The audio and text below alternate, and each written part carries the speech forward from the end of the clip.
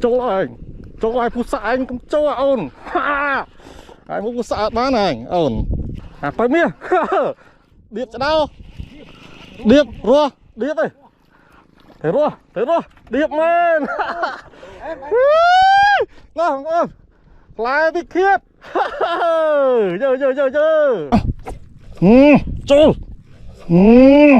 Chơi.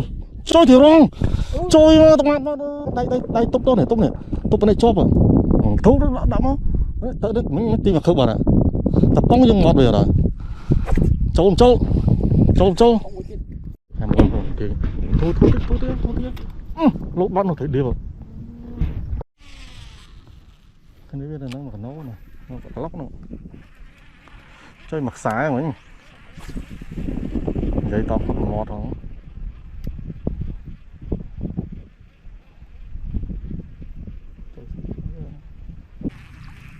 Rồi clay ló mà.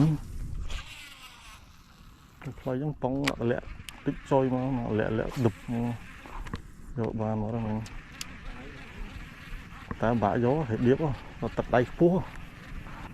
Mình làm lắm còn phê tí đó. Thấy cho lạc lỗ thấy nó có ra có phanh nó thấy nè.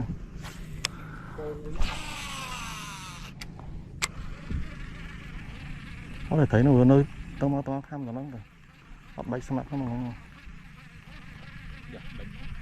Tí là đánh tiện thôi. Tiện.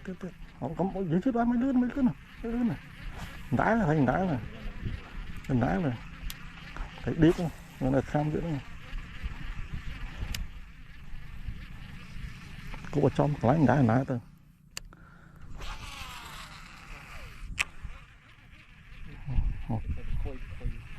Túi cho nó, túi xây cho nó xây. Phải xây nó. Mà mọt nó. Cứ đánh xe tới nó cho nó mất. Nó ngay nhá.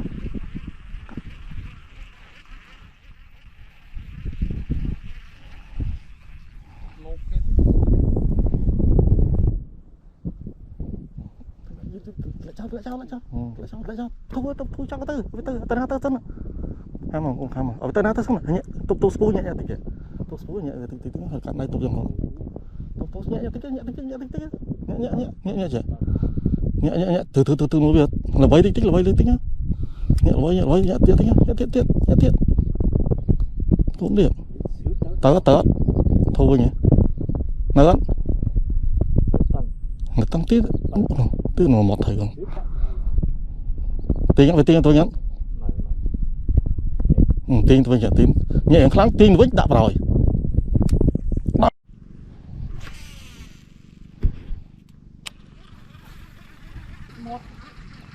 Anh có bế mọt rồi. Giờ lẽ đau mà còn lực tiết á. Đau với nó.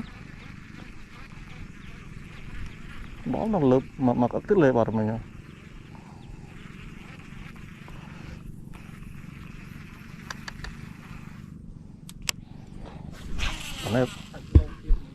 Phần này là lạc hà tiết rồi nè. Và mình nhắm với thầy này. Nhưng trộm nó đang to là nghĩ chứ phải nó. Bài tận á đây. Tụi thuốc đáy thế. Thời điểm thuốc đáy chứ phong à. Chạy phong là lớp phong là thuốc á. Ngon kham một tiền này. Lẹ tôi đang sai đây tốc đó này. Tốc này chóp à. Tao phải lót dương ai phong nơi ba nữa. Thu tới kìa, nhẹ kìa. Cái điểm. Thuốc nó đậm không? Tới đấy mình tìm vào khớp vào này. Tập bóng nhưng ngọt rồi. Trâu.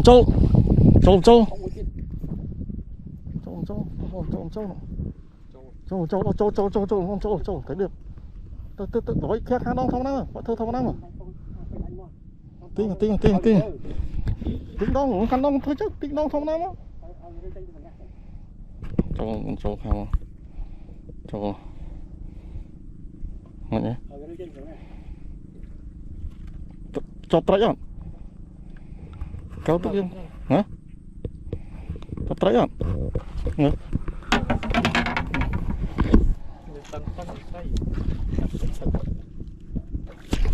Bỏ ở này.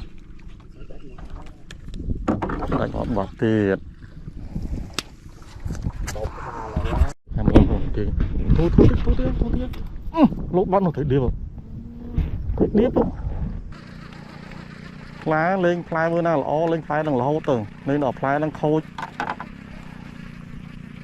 giống lên chân rồi giống phá nó lên phá là khôi rồi có bắt bàn chụp bấy mà lô chiêng ra bây giờ này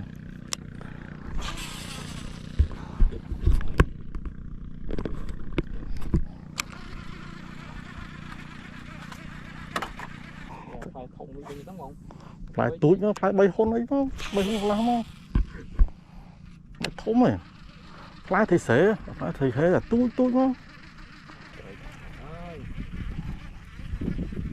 ấy tôi sẽ bỏ vào sao cho dân nữa cho mới thấy khám như tông lại mờ cái khác tông vào lại đó phải điệp vạ lấy tại nơi con nên ố đừng giật không à nơi con nên lấy là giật không à nhưng phải trở lên nơi dùng thùng đó nhưng nó sẽ chá là lại bị lốt rồi mình cho trắng nhá nè vô việc bàn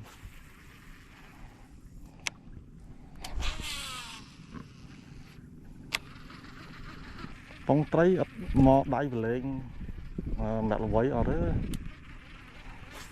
trái lốt bốc bọt ban luôn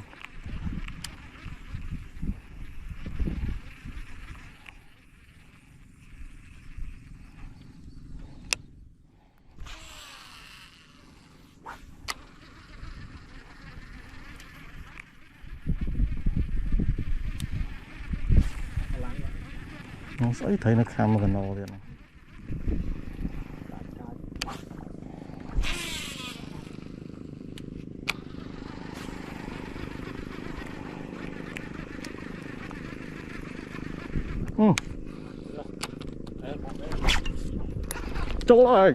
chỗ lại phút xạ anh cũng chỗ ôn ha ai muốn phút xạ bán này ôn mà con trộn nữa ai muốn phút xạ anh phải mía điệp cho đâu điệp rùa điệp ơi thấy rùa điệp lên ngon ôm lại bị khiết giờ em smile luôn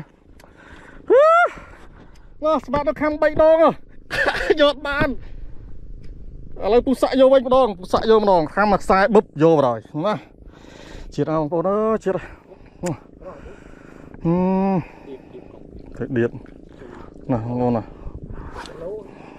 còn bệnh khám có nè em một tuần của nó nè em